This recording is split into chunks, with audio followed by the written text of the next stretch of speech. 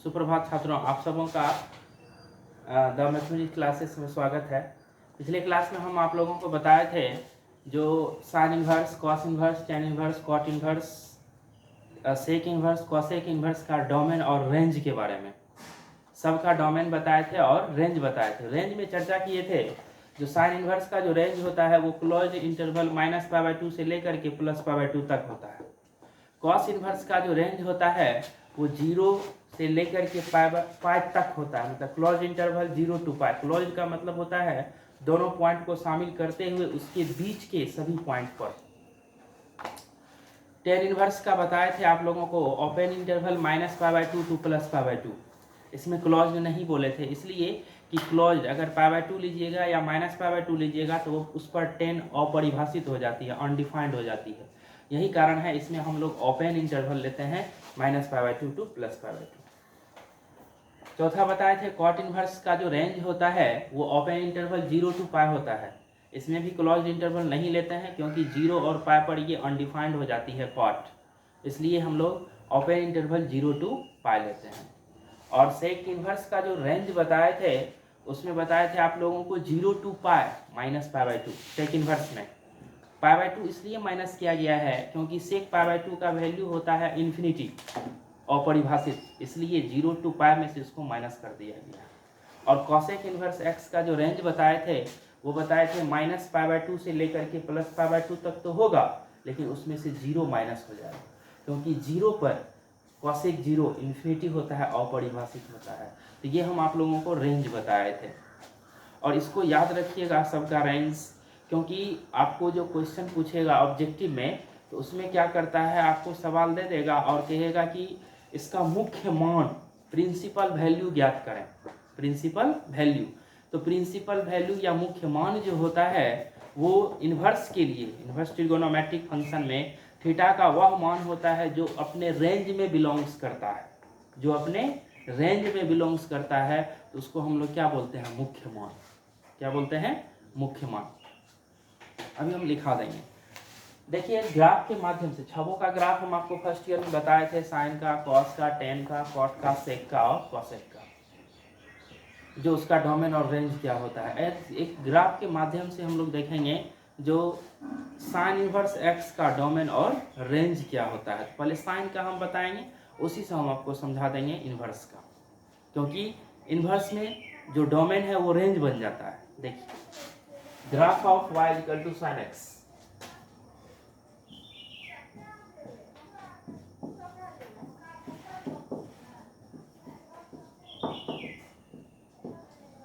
y equal to sine x का graph देखिए, यहाँ से स्पष्ट हो जाएगा।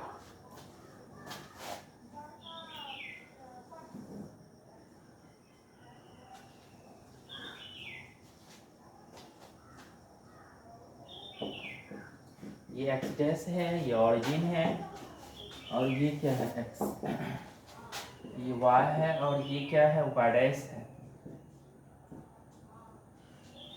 तो इसकी रेंज में ले लेते हैं और आप जानते हैं साइन का जो मैक्सिमम वैल्यू 1 होता है, मिनिमम -1। यही कारण है साइन एक्स का रेंज होता है -1 से लेकर के +1 तक।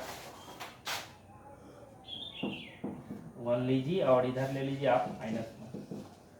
ये 30 डिग्री है, ये 60 है, ये 90 है, 120 है, 150 है, 180 है, और भी ले सकते हैं। 30 डिग्री को हम लोग लिखते हैं π/6 रेडियन, 60 को लिखते हैं π/3 रेडियन, 90 को लिखते हैं π/2 रेडियन, 120 को लिखते हैं 2π/3 रेडियन, 150 को लिखते हैं 5π/6 रेडियन और 180 को लिखते हैं π रेडियन। इस तरह से इधर आएगा तो नेगेटिव में होगा -30, -60, -90, -120, -150, -180, -π, -5π/6, -2π/3, -π/2, -π/3, -π/6। ग्राफ पर ये स्पष्ट बना हुआ रहता है, देख लीजिएगा। अब थोड़ा सा मान ज्ञात करते हैं। क्या करते हैं, मान। जैसे कि हम 0 डिग्री देंगे, x का वैल्यू 0 देंगे तो y का वैल्यू आएगा साइन 0 और साइन 0 का वैल्यू होता है 0। इसका मतलब ये हुआ x का भी वैल्यू 0 और y का भी वैल्यू 0। अगर हम 30 डिग्री देते हैं x का वैल्यू तो y आएगा साइन 30, साइन 30 होता है 1/2। 1/2 का मतलब हो गया 0.5, 0 और 1 की हाफ, 0 और 1 का हाफ। अगर हम 60 डिग्री देंगे तो साइन 60 डिग्री का वैल्यू होता है √3/2 और √3 का वैल्यू होता है 1.732/2 अर्थात 0.86। तो 0.86 ये 0.5 है, थोड़ा ऊपर जाएगा। अगर आप 90 डिग्री दे दिएगा तो साइन 90 डिग्री का वैल्यू 1 होता है, साइन 90 डिग्री का वैल्यू 1 होता है। अब आप देखिए इसका इस तरह से मिलाइए थोड़ा सा कर्व के रूप में। अब ये 90 डिग्री से ऊपर, ये 1 से ऊपर जाएगा ही नहीं। अब फिर ये 1 से फिर क्या होगा, कर्व हो जाएगा। 1 से क्या होगा, कर्व, मतलब 1 से कम में होगा क्योंकि मैक्सिमम 1 होता है, मिनिमम क्या होता है -1। अगर हम 120 डिग्री लेंगे तो साइन 120 डिग्री सेकेंड क्वाड्रेंट में है और सेकेंड क्वाड्रेंट में साइन पॉजिटिव होता है। तो 120 डिग्री का भी वैल्यू होगा, जो 60 डिग्री का वैल्यू होगा वही 120 डिग्री का वैल्यू होगा पॉजिटिव। और ये है 150 डिग्री, तो जो 30 डिग्री का वैल्यू होता है वही 150 डिग्री का वैल्यू होता है। और ये 180 डिग्री का वैल्यू जानते हैं, साइन 180 जीरो होता है, साइन 180 जीरो। इसको आप मिलाइए। ये जो भी ग्राफ बना है 0 और पाई के बीच में है, किसके बीच में है ये ग्राफ है, 0 और पाई के बीच में। और अगर वैल्यू लीजिएगा पाई, फिर उसमें 30 जोड़ दीजिए, इस तरह से आएगा। और जब ग्राफ बनाइएगा तो ये इस तरह से -1 तक आएगा, फिर -1 से ऊपर जाएगा, फिर +1 तक जाएगा, फिर +1 से नीचे आएगा -1। इस तरह से ये चलते रहता है वेव के रूप में। अब थोड़ा सा माइनस के लिए भी देखिए, जैसे हम x का वैल्यू -30 डिग्री देंगे, साइन ऑफ माइनस थीटा होता है माइनस साइन थीटा, तो ये होगा -12। क्या होगा, -12। अभी हम बताएंगे आप लोगों को ये सब फॉर्मूला। ये हो गया -12। अगर आप लीजिएगा -π/3 तो -0.86 आएगा, थोड़ा सा ऊपर। अगर आप लीजिएगा -π/2 तो ये क्या आ जाएगा, -1 आएगा। क्या आएगा बोलो, -1। इसको इसे मिलाइए, देख रहे हैं। फिर ये कर्व हो जाएगा और -π पर 0 हो जाएगा, -π पर क्या हो जाएगा, 0। तो इसका वैल्यू ये होगा, इस तरह से कर लीजिए। ये -120 डिग्री है तो -120 डिग्री का मतलब हो गया -60 डिग्री का वैल्यू, और -150 डिग्री का मतलब है -30 डिग्री का वैल्यू, -30 डिग्री का वैल्यू। और ये -π का वैल्यू क्या होगा, 0।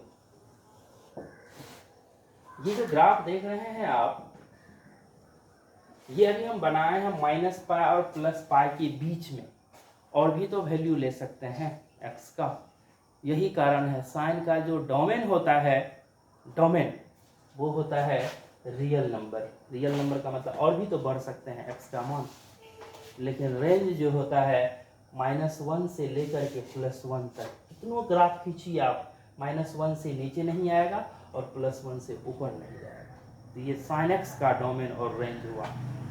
इन्वर्स में क्या होगा, इसका उल्टा हो जाएगा। जो इसका डोमेन है वो क्या बन जाएगा, रेंज, और जो इसका रेंज है वो क्या बनेगा, डोमेन। तो इसका साइन का रेंज यहाँ क्या हो गया, -1 से लेकर के +1 तक। तो इन्वर्स x का डोमेन बताए हम आपको -1 से लेकर के +1 तक। देखिए लिखा है। अब बच गया रेंज साइन इन्वर्स का। तो साइन इन्वर्स का जो रेंज होता है वो -π/2 से +π/2 तक। अब आप लोगों के मन में क्वेश्चन आता होगा, जो इसका उल्टा अगर है तो इसका जब डोमेन है रियल नंबर, तो डोमेन रियल नंबर है तो उसका रेंज क्यों नहीं रियल नंबर होगा। तो हम बोले थे इन्वर्सेबल फंक्शन क्या मतलब होता है, 1/1/2। 1/1/2 का मतलब होता है एक्स एक्सिस के पैरेलल लाइन खींचिएगा तो केवल एक बिंदु पर काटेगी उस ग्राफ को, तो वो होता है 1/1/2। और 1/1/2 होता है, इसका मतलब इन्वर्सेबल होता है। तो आप देखिए, जैसे हम लेते हैं -π और +π के बीच में, ये देख रहे हैं -π और -π या 0 ले लीजिए। आप इसको एक्स एक्सिस के पैरेलल एक लाइन खींचिए, कितना बिंदु पर काट दिया इसको, 2 बिंदु पर काट दिया। आप इधर भी लेके देखिए कितना बिंदु पर काट दिया, 2 बिंदु पर काट दिया। तो ये तो 1 1 ऑन 2 नहीं हो रहा है, तो 1 1 ऑन 2 नहीं होगा तो इन्वर्सेबल कहाँ से होगा। अब देखिए थोड़ा सा समझिए, यहाँ से इसको हम ग्राफ को काट लेते हैं। ये देखिए काट लिए, अर्थात -π/2 और +π/2 के बीच में देखिए आप देख रहे हैं, -π/2 और +π/2 के बीच में देख रहे हैं। इसमें जो ये ग्राफ है इसमें देखिए तो कहीं भी आप एक्स एक्सिस के पैरेलल लाइन खींचिए, देखिए एक बिंदु पर काटता है कि नहीं काटता है। -π/2 और +π/2 के बीच में कट रहा है और कटेगा। फिर π/2 और इस तरह से यहाँ आइएगा 3π/2, इसमें भी कटेगा केवल एक बिंदु पर, इसमें भी हो रहा है 1 1 ऑन 2 इन्वर्सेबल। इस तरह से बढ़ते जाइएगा, अर्थात -π/2 से +π/2 में इन्वर्सेबल फंक्शन है साइन, π/2 से 3π/2 में भी इन्वर्सेबल फंक्शन होगा, इस तरह से 3π/2 से फिर 5π/2 में ये इन्वर्सेबल फंक्शन होगा। लेकिन मुख्य मान जो होता है प्रिंसिपल वैल्यू, इसको लेता है -π/2 से लेकर के +π/2 तक। यही कारण है इसका रेंज जो लिया जाता है -π/2 से लेकर के कहाँ तक, +π/2 तक रेंज।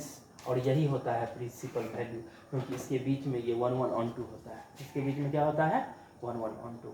तो हम आप लोगों को लिखाए थे साइन इनवर्स एक्स का जो रेंज होता है वो क्लोज इंटरवल -π/2 से लेकर के +π/2 तक, +π/2 तक लिखाए थे। तो अब स्पष्ट हो गया। इसी तरह से सबका ग्राफ देखेंगे, कॉस का, टेन का, सेक का, कॉसेक का, उससे इन्वर्स क्लियर हो जाएगा। तो दिक्कत इसमें, अब देखिए इसमें हम बताते हैं थोड़ा सा,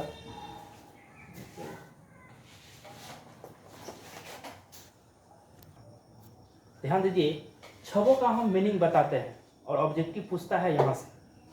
जैसे लिखे हैं meaning of y = sin inverse x, इसका मतलब हुआ y = sin इनवर्स x का अर्थ। कोई भी चीज इस तरह से लिखा हुआ होगा तो साइन इनवर्स की साइड में एंगल का जो काम करेगा वो क्या होगा, डोमेन होगा, और जिसके इक्वल होता है वो क्या हो जाएगा, रेंज हो जाएगा। तो y = अगर साइन इनवर्स x है तो इनवर्स ऐसे वही लिखे हैं, ये इनवर्स अगर इधर आएगा तो साइन y = क्या होगा, x। आपको पढ़ाए थे fx अगर y होता है तो x = क्या होता है, f इनवर्स y। क्या होता है, f इनवर्स y। और समझिए y = अगर साइन इनवर्स x है, इसको हम ये भी पढ़ सकते हैं आर्क साइन x। इनवर्स को आर्क भी पढ़ा जाता है, इसको क्या पढ़ेंगे, ARC, आर्क साइन x। इसका मतलब हुआ साइन इनवर्स x। आर्क का मतलब इनवर्स होता है, साइन इनवर्स x पढ़िए या आर्क साइन x पढ़िए। और समझिए इस साइन इनवर्स x का मतलब ये नहीं समझना है साइन x का होल इनवर्स, ये नहीं समझना है। समझिए थोड़ा सा बताते हैं यहाँ, ये साइन इनवर्स x का मतलब होता है, ये कभी नहीं समझना है, गलत बात है। इस साइन इनवर्स x का मतलब ये नहीं समझना है साइन x का पावर -1, और ये भी नहीं समझना है 1/sin x। साइन का इनवर्स है, यहाँ तो साइन x टोटल का इनवर्स हो गया, दोनों में बहुत अंतर है। ये हो जाएगा 1/sin x, ये केवल साइन इनवर्स x है, x वैसे रहेगा, साइन इनवर्स है 1/sin लिख सकते हैं, x वैसे रहेगा। दोनों में फर्क समझिए, या तो आर्क साइन x बोलिए या साइन इनवर्स x बोलिए। तो x इसका डोमेन होगा और y क्या होगा, रेंज होगा। तो डोमेन जो होता है वो -1 से लेकर के कहाँ तक होता है, +1 तक। तो x डोमेन है, तो x belongs to close interval -1 to 1। तो क्लोज है इसका मतलब दोनों पॉइंट को शामिल करना है और उसके बीच में जितना पॉइंट है सब होगा। रेंज होता है, अभी तुरंत पढ़ाए हैं ग्राफ के माध्यम से, जो साइन इनवर्स का रेंज होता है -π/2 से लेकर के कहाँ तक, +π/2 तक। तो यहाँ रेंज क्या है, y है, इसलिए लिखे हैं y बिलोंग्स टू -π/2 to +π/2। इसका मतलब -π/2 से बराबर होगा y, लेस और इक्वल टू क्या होगा, π/2। कोई दिक्कत, ऑब्जेक्टिव पूछता है ऐसे दे देगा y = sin इनवर्स x और 4 ऑप्शन दिया हुआ रहेगा, तो या तो डोमेन पूछेगा या रेंज पूछेगा। अगर रेंज पूछेगा तो इसमें टिक मारिएगा, अगर डोमेन पूछेगा तो इसमें टिक मारिएगा। इस चीज को बदल भी सकता है, y = sin इनवर्स x है तो y और x को काहे नहीं बदलेगा। यहाँ अगर दे दे अल्फा और यहाँ दे दे बीटा, तो बस इस पर बैठाइए आप, अल्फा बीटा कहाँ जाएगा, इस तरह से आंसर लिखिए। एक ऑब्जेक्टिव निश्चित पूछेगा आप लोगों को 6 में से, अभी एक ही ना पढ़ा है meaning of sine inverse x, इस तरह से meaning of cos inverse x भी होगा। अब वही चीज़ बताएंगे meaning of cos inverse x. ठीक, अगर लिखना हो तो लिखिए।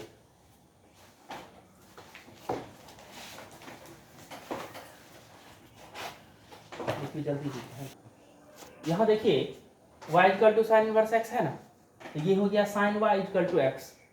तो पिछले क्लास में हम आपको पढ़ाए थे यदि y इक्वल टू क्या होता है fx, तो f inverse y equal to क्या होता है x, अर्थात ये f अगर इस साइड आता है RHS से LHS में आता है तो क्या हो जाता है इनवर्स, क्या हो जाता है इनवर्स।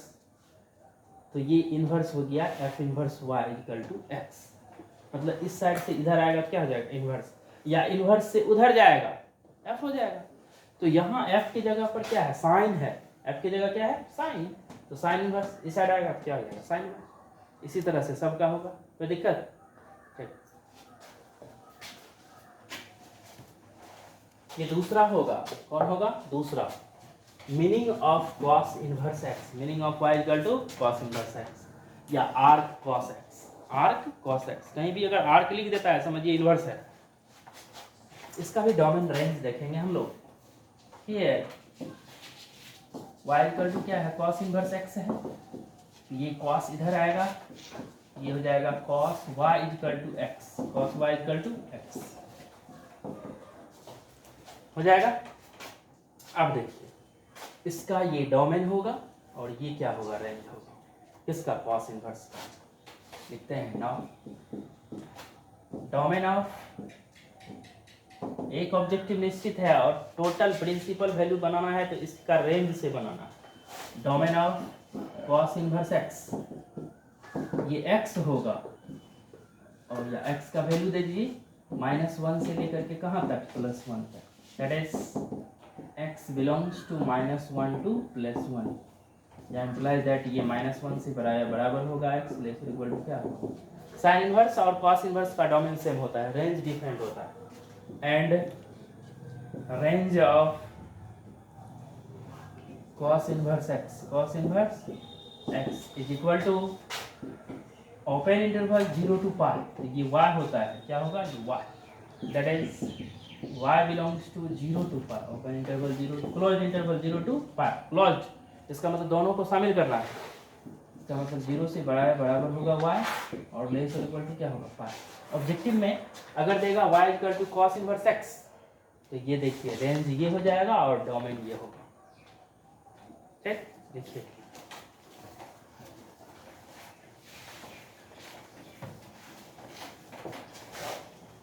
अब देखेंगे तीसरा meaning of tan inverse X, meaning of tan inverse x. ये y इक्वल टू दिया हुआ है टेन इनवर्स एक्स, क्या दिया हुआ है, ये इनवर्स इधर आएगा तो ये if and only if tan y equal to क्या होगा x, tan y equal to क्या होगा x, तो इसका ये डोमेन है x और ये क्या है रेंज है। Clearly domain of tan inverse x is equal to होता है रियल नंबर, रियल नंबर का मतलब होता है -∞ टू +∞ ओपन इंटरवल में।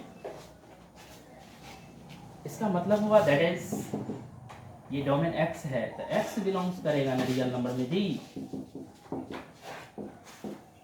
या इसको आप ये भी लिख सकते हैं इम्प्लाई दैट -∞ से बड़ा होगा x और +∞ से क्या होगा छोटा होगा।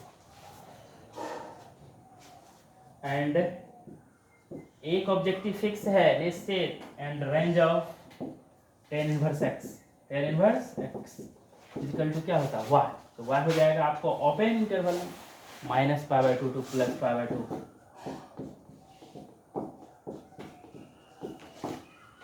दैट इज y बिलोंग्स करेगा आपको ओपन इंटरवल -π/2 टू +π/2। इसका मतलब होगा -π/2 से बड़ा होगा y और +π/2 से क्या होगा छोटा। देखिए ऑब्जेक्टिव में अगर यहाँ भी इक्वल दे दे यहाँ भी इक्वल दे दे तो साइन इनवर्स x का रेंज हो जाता है, और अगर इक्वल नहीं है तो टेन इनवर्स x का रेंज होता है। और समझिए क्यों ओपन इंटरवल लिखे हैं, क्लोज इंटरवल दीजिएगा तो गलत हो जाएगा, क्योंकि इस पर π/2 और -π/2 पर टेन अनडिफाइंड होती है, अपरिभाषित होती है, इसलिए उसको छोड़कर उसके बीच में, उसको छोड़कर उसके बीच में ये 1 1 ऑन 2 होता है, इन्वर्सेबल होता है, इसलिए रेंज लेता है -π/2 to +π/2 ओपन इंटरवल में, मतलब उसको छोड़कर, क्योंकि इस पर यह परिभाषित होता है। ठीक, ये चौथा होगा meaning of y equal to cot inverse x या arc cot x।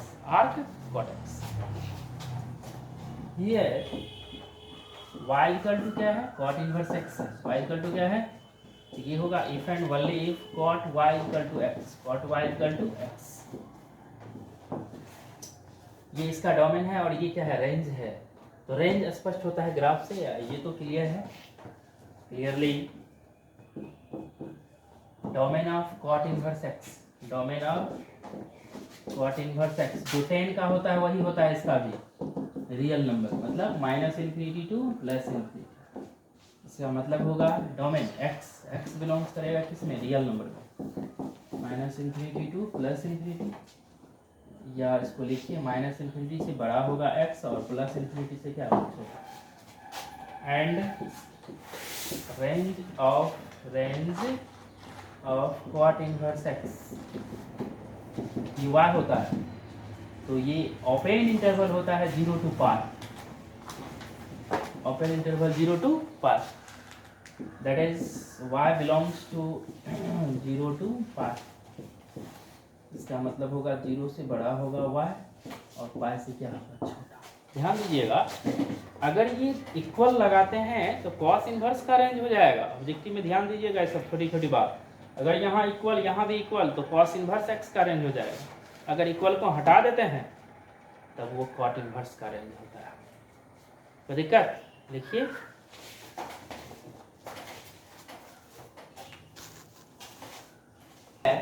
Meaning of y equal to sec inverse x और आर्क सेक s, ये दोनों एक ही चीज है इसलिए और लिखे हैं।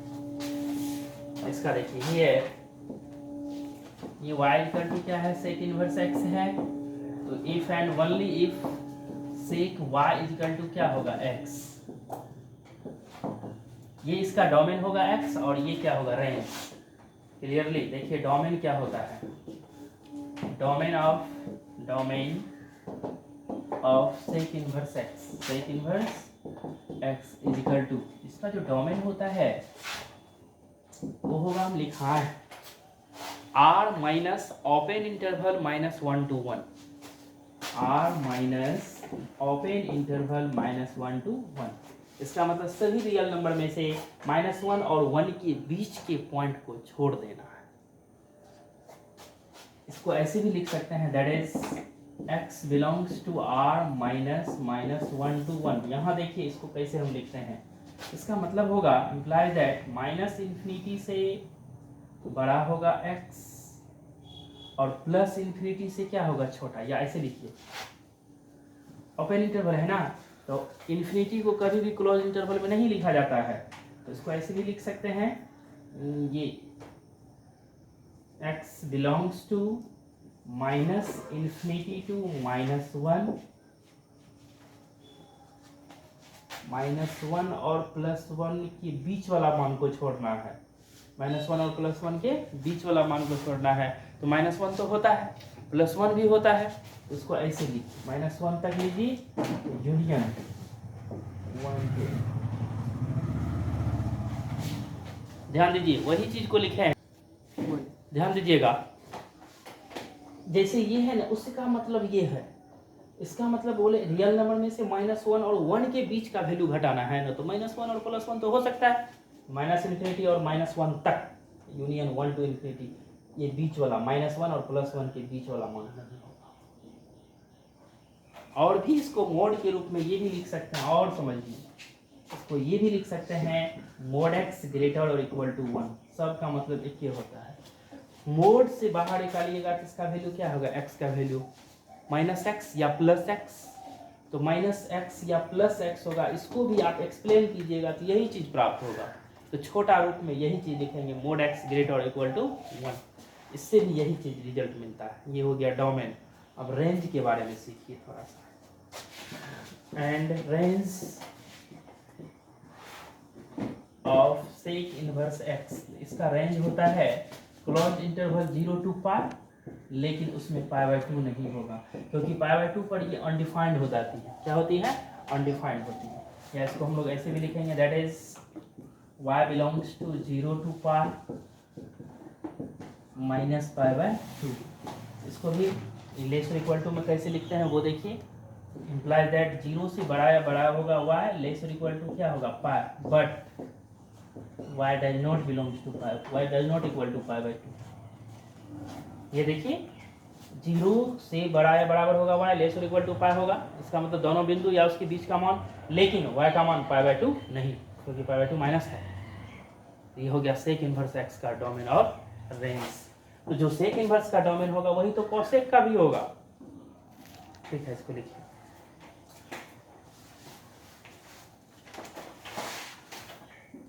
Meaning of y equal to क्या है? Cosec inverse x। Meaning of क्या है?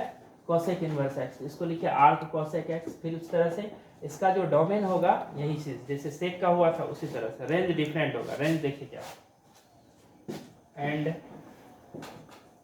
Range of cosec inverse x, cosec inverse x equal to होता है -π/2 टू +π/2, लेकिन इसमें 0 नहीं होता है। 0 क्योंकि इस 0 पर ये अनडिफाइंड होती है। 0 पर क्या होती है? अनडिफाइंड। इसका मतलब होगा that is y belongs to -π/2 to +π/2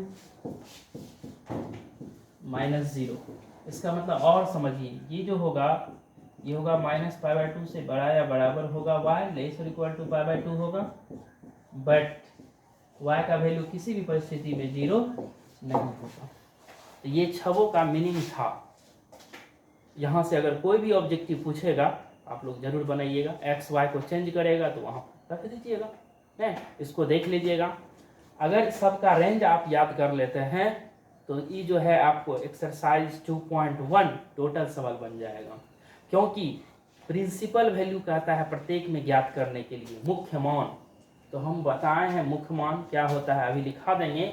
मुख्य मान का मतलब होता है त्रिकोणमितीय फलन का वैसा मान, त्रिकोणमितीय फलन का वैसा मान जो उसके रेंज में होता है, उसके रेंज में होता है। त्रिकोणमितीय प्रतिलोम त्रिकोणमितीय फलन का क्या कहलाता है? मुख्य मान, प्रिंसिपल वैल्यू कहलाता है।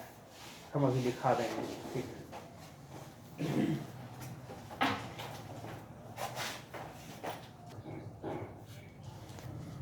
देखिए क्या लिखे हैं? प्रिंसिपल वैल्यू, मुख्य मान। त्रिकोणमितीय फलन का वह मान जो उसकी मुख्य शाखा अर्थात रेंज में स्थित होगा, तो वो क्या हो जाएगा? इनवर्स ट्रिगोनोमेट्रिक फंक्शन, प्रतिलोम त्रिकोणमितीय फलन का क्या होता है? Principal value. मतलब आपको सवाल देगा इनवर्स में और कहेगा उसका कि प्रिंसिपल वैल्यू ज्ञात करें, तो वह वैल्यू जो होगा उसके रेंज में बिलोंग्स करना चाहिए, रेंज में स्थित होना चाहिए।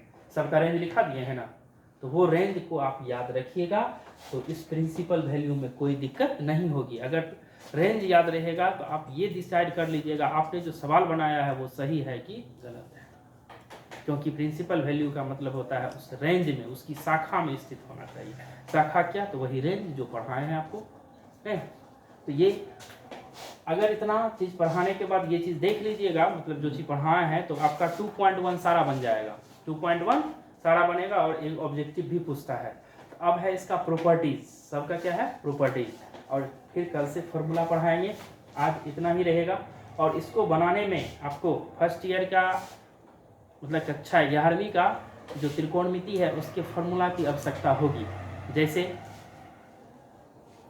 क्वाड्रेंट वाला फॉर्मूला जो होता है उसका जरूरी पड़ेगा। First quadrant, second quadrant, first quadrant में क्या होता है, सेकंड क्वाड्रेंट में क्या होता है, थर्ड में क्या होता है, थोड़ा सा चर्चा कर देते हैं। क्वाड्रेंट चतुर्थांश होता है। किसी भी प्लेन को एक्स एक्सिस और वाई एक्सिस 4 बराबर भागों में क्या करती है? विभाजित करती है। तो प्रथम भाग होता है फर्स्ट क्वाड्रेंट, द्वितीय भाग होता है सेकंड क्वाड्रेंट, तृतीय भाग होता है थर्ड क्वाड्रेंट और चतुर्थ भाग होता है चतुर्थ क्वाड्रेंट। समझ गए? अब है फर्स्ट क्वाड्रेंट में त्रिकोणमितीय निष्पत्तियां जितना है सब प्लस होता है, 6 गो है, sine cos tan cot sec cosec, ये टोटल क्या होता है? प्लस। सेकेंड में क्या होता है? साइन और कॉसेक प्लस होता है, बाकी 4 जो बच रहा है वो क्या होता है? माइनस। थर्ड में क्या होता है? टेन और कॉट प्लस होता है और बाकी जो 4 बच रहा है वो क्या होता है? माइनस। फोर्थ में कॉस और सेक प्लस होता है, बाकी जो 4 बच रहा है वो क्या होता है? माइनस। ये हो गया। और थोड़ा सा ट्रिकी आप याद रखिएगा, तो फर्स्ट क्वाड्रेंट में जो एंगल होता है 0 to 90, सेकेंड में 90 to 180, थर्ड में 180 to 270 और फिर फोर्थ में 270 to 360। और कोई भी एंगल 360 के बाद जो है वो रिपीट करता है, पुनरावृत्ति होने लगता है उसका। और जानिए, जब एंगल 90 डिग्री प्लस माइनस होता है तो वहाँ चेंज होता है। चेंज का मतलब होता है साइन बदलेगा कॉस में, कॉस बदलेगा साइन में, टेन बदलेगा कॉट में। और जब एंगल आपको 180 डिग्री प्लस माइनस रहे या फिर 360 प्लस माइनस रहे, 360 प्लस माइनस रहे, तो नो चेंज, मतलब साइन साइन ही रहेगा, कॉस कॉस ही रहेगा। ध्यान दीजिएगा, चेंज होगा 90 और 270 में, और नो चेंज होगा 180 और 360 में। अगर इतना याद रखिएगा तो 54 फॉर्मूला आपको याद हो जाएगा। जैसे sine 90 minus theta, cos 90 minus theta, tan 90 minus theta, अगर ये सब का फॉर्मूला आता है तो सबसे पहले आप देखिए उसका एंगल कहाँ है। जैसे 90 माइनस थीटा है, तो 90 माइनस थीटा है तो किस में चला गया, फर्स्ट क्वाड्रेंट में। फर्स्ट क्वाड्रेंट में गया तो हम बोले हैं सब प्लस होता है, और 90 माइनस है, 90 से रिलेटेड है, चेंज होगा, तो साइन 90 माइनस थीटा है फर्स्ट क्वाड्रेंट में प्लस, और चेंज तो साइन बदलेगा कॉस में, अर्थात इसका आंसर हो जाएगा कॉस थीटा। कोई दिक्कत? अगर होता है 90 प्लस, फिर 90 से रिलेटेड है, चेंज होगा, लेकिन 90 प्लस है तो सेकंड क्वाड्रेंट में गया, सेकंड में तो साइन और कॉसेक प्लस होता है, तो सिर्फ साइन और कॉसेक को प्लस लिखना है। अब बाकी जो 4 गो होगा उसको क्या करना है माइनस। जैसे साइन 90 डिग्री प्लस थीटा, इसको लिखना है cos theta. Cos 90 degree plus theta minus sine theta, क्योंकि कॉस सेकंड क्वाड्रेंट में नेगेटिव होता है और 90 डिग्री है तो चेंज होगा। इस तरह से 6 फॉर्मूला होगा। फिर थर्ड क्वाड्रेंट में जब जाइएगा, सेकंड में और बनेगा 180 माइनस थीटा के, 180 डिग्री माइनस थीटा।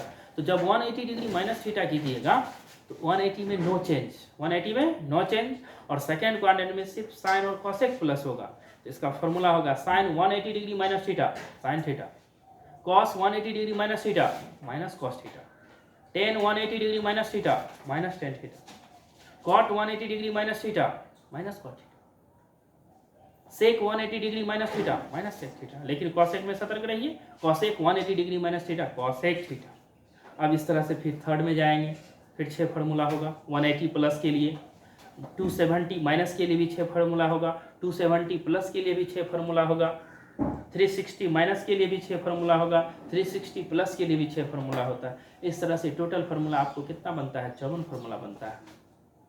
एक और है, जब एंगल नेगेटिव होता है तो क्या होता है, साइन ऑफ माइनस थीटा होता है minus sine theta, cos of minus theta होता है plus cos theta, tan of minus theta होता है minus tan theta, cot of minus theta होता है minus cot theta, sec of minus theta होता है sec theta, cosec of minus theta होता है प्लस कॉसेक थीटा। तो ये था क्वाड्रेंट, इसका जरूरी पड़ेगा, आप थोड़ा सा पढ़ लीजिएगा। तो कल संभवतः होगा तो एक्सरसाइज 2.1 को बना करके 1-2 सवाल बना करके उसके बाद आगे का प्रॉपर्टीज बताया जाएगा, जिससे कि 2.2 का प्रॉब्लम बनेगा। और ये अच्छा चैप्टर है, इसको देख लीजिएगा, क्योंकि इससे ऑब्जेक्टिव तो 2-3 ऑब्जेक्टिव पूछता ही है, एगो सब्जेक्टिव भी पूछता है नहीं। इसका बताने के बाद कुछ किस तरह से जो 3-4 सवाल इम्पोर्टेंट है उसको भी बता देंगे, क्योंकि वो पूछता है। ठीक, तो आज के क्लास में इतना ही रहेगा, और आप लोग रेगुलर देखिए, समझना है तो रेगुलर देखना पड़ेगा या रेगुलर समझना पड़ेगा तब जाके, क्योंकि पढ़ाई डिपेंडेबल होती है। आज जो पढ़े हैं कल जो पढ़ाएंगे तो यहाँ से शुरुए होगा। ठीक, धन्यवाद।